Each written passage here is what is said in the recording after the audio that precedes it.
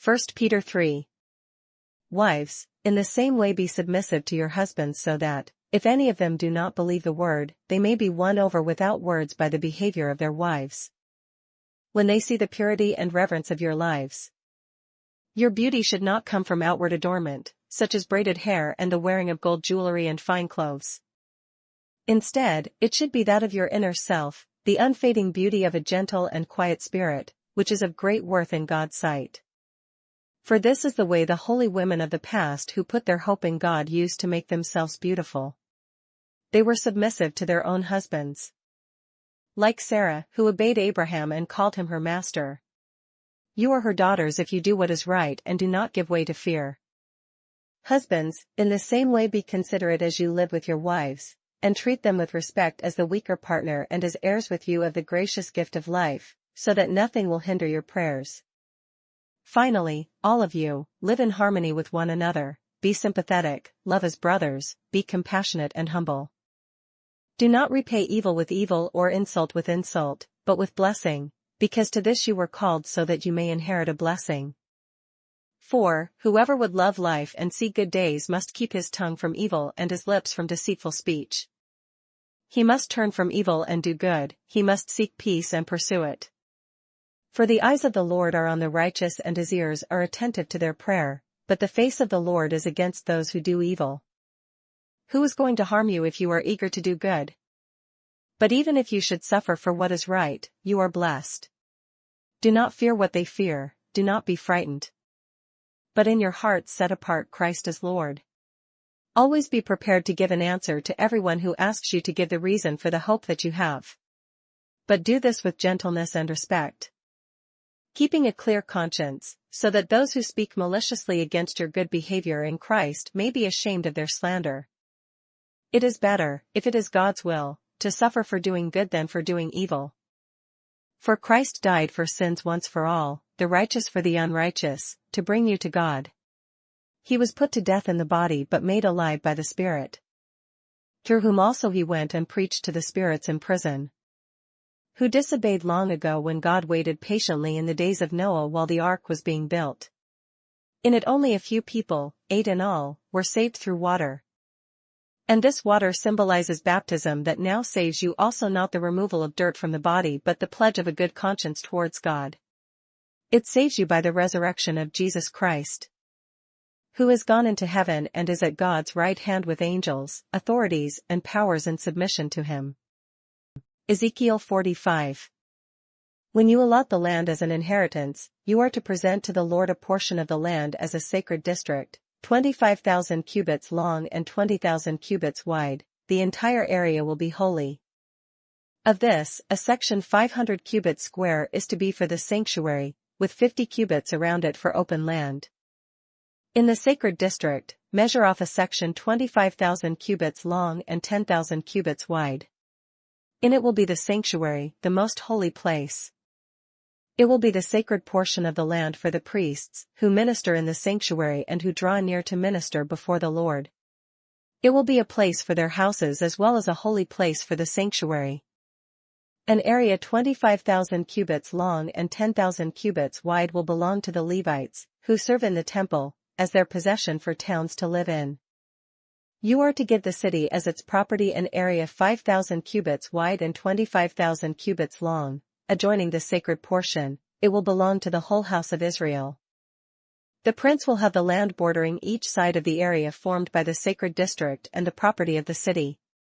It will extend westward from the west side and eastward from the east side, running lengthwise from the western to the eastern border parallel to one of the tribal portions. This land will be his possession in Israel. And my princes will no longer oppress my people but will allow the house of Israel to possess the land according to their tribes. This is what the sovereign Lord says: You have gone far enough, O princes of Israel. Give up your violence and oppression and do what is just and right. Stop dispossessing my people, declares the sovereign Lord. You are to use accurate scales, an accurate ephah and an accurate bath. The ephah and the bath are to be the same size, the bath containing 1/10 of a homer and the ephah 1/10 of a homer. The homer is to be the standard measure for both. The shekel is to consist of 20 gerahs. 20 shekels plus 25 shekels plus 15 shekels equal 1 mina. This is the special gift you are to offer, a sixth of an ephah from each homer of wheat and a sixth of an ephah from each homer of barley. The prescribed portion of oil, measured by the bath, is a tenth of a bath from each cor, which consists of 10 baths or 1 homer, for 10 baths are equivalent to a homer. Also 1 sheep is to be taken from every flock of 200 from the well-watered pastures of Israel. These will be used for the grain offerings, burnt offerings, and fellowship offerings to make atonement for the people, declares the Sovereign Lord. All the people of the land will participate in this special gift for the use of the prince in Israel. It will be the duty of the prince to provide the burnt offerings, grain offerings, and drink offerings at the festivals, the new moons and the Sabbaths at all the appointed feasts of the house of Israel. He will provide the sin offerings, grain offerings, burnt offerings, and fellowship offerings to make atonement for the house of Israel. This is what the Sovereign Lord says: in the first month on the first day you are to take a young bull without defect and purify the sanctuary. The priest is to take some of the blood of the sin offering and put it on the doorposts of the temple, on the 4 corners of the upper ledge of the altar and on the gateposts of the inner court. You are to do the same on the 7th day of the month for anyone who sins unintentionally or through ignorance, so you are to make atonement for the temple. In the first month on the 14th day you are to observe the Passover, a feast lasting 7 days, during which you shall eat bread made without yeast. On that day the prince is to provide a bull as a sin offering for himself and for all the people of the land. Every day during the 7 days of the feast he is to provide 7 bulls and 7 rams without defect as a burnt offering to the Lord, and a male goat for a sin offering. He is to provide as a grain offering an ephah for each bull and an ephah for each ram, along with a hin of oil for each ephah. During the 7 days of the feast, which begins in the 7th month on the 15th day, he is to make the same provision for sin offerings, burnt offerings, grain offerings, and oil. Ezekiel 46. This is what the Sovereign Lord says: the gate of the inner court facing east is to be shut on the 6 working days, but on the Sabbath day and on the day of the new moon it is to be opened. The prince is to enter from the outside through the portico of the gateway and stand by the gatepost. The priests are to sacrifice his burnt offering and his fellowship offerings. He is to worship at the threshold of the gateway and then go out, but the gate will not be shut until evening. On the Sabbaths and new moons the people of the land are to worship in the presence of the Lord at the entrance to that gateway. The burnt offering the prince brings to the Lord on the Sabbath day is to be 6 male lambs and a ram, all without defect. The grain offering given with the ram is to be an ephah, and the grain offering with the lambs is to be as much as he pleases, along with a hin of oil for each ephah. On the day of the new moon he is to offer a young bull, 6 lambs, and a ram, all without defect.